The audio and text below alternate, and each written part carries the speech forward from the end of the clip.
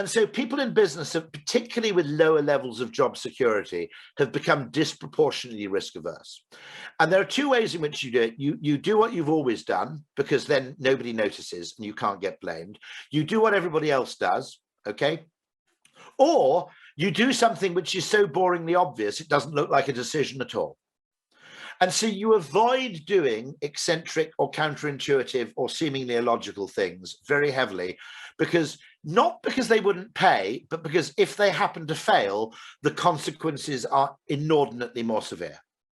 And so no one ever gets fired for buying IBM is basically the default behavior of most institutional decision makers. That's why there are four, we noticed this, by the way, we couldn't understand why it was that when you went to a PA or a company travel agent, you said, I need to get to New York on Wednesday.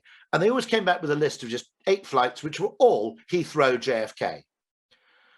And I go back to, I go back and I go, look, mate, I live much closer to Gatwick. I live much closer to London City. And our office is much, much closer to Newark, right? Which is, because we're on the west side of Manhattan. Why are you going from Heathrow to JFK when there are 3 better airports, conceivably? And you'd have to bully them and they'd eventually come back with a list. And I think, what the hell's going on here? What's this? And I realized, okay, they don't mind booking you out of Gatwick or London City or out of Newark if you tell them to, okay? Because you've told them to, and now they can't be blamed for it. But think about it like this, okay, in terms of loss aversion, okay? If you book Heathrow JFK and something goes wrong, the flight's cancelled, right? If anything goes wrong like that, your boss blames British Airways, okay? If you do something eccentric and you book Gatwick or you book Newark, if anything goes wrong, your boss will blame you.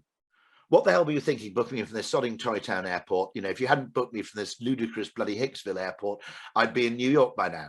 You can't ring up your PA and go, what the hell were you doing booking me on a flight from the world's third busiest international airport, right?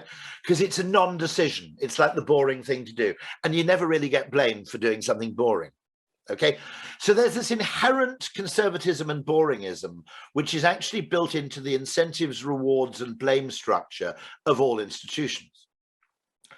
But then when you finally do have to make a decision, what you do is you use a model, because the model told me to do it is the 21st century equivalent of I was only following orders at the Nuremberg trial, okay?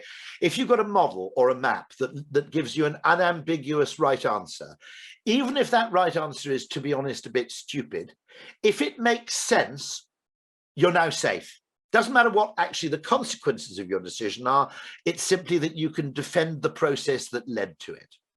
And therefore, in B2B or institutional settings, the apparent quality and logic of your decision-making is much more important to your career than the consequences of your decision. That's why entrepreneurs are fundamentally different. Because in an entrepreneurial setting, the quality of your decision is all that matters. That determines whether your business survives or thrives, because you have skin in the game and your interests are beautifully aligned with the interests of the business you're starting. So you're perfectly happy to make eccentric decisions where the consequences will be better on average. In an institutional setting, you go, I'd rather make a decision that makes sense and looks logical and is conventional, because regardless of what happens, I won't get blamed for making it. So the personal consequences are much, much better, even if the corporate consequences are worse.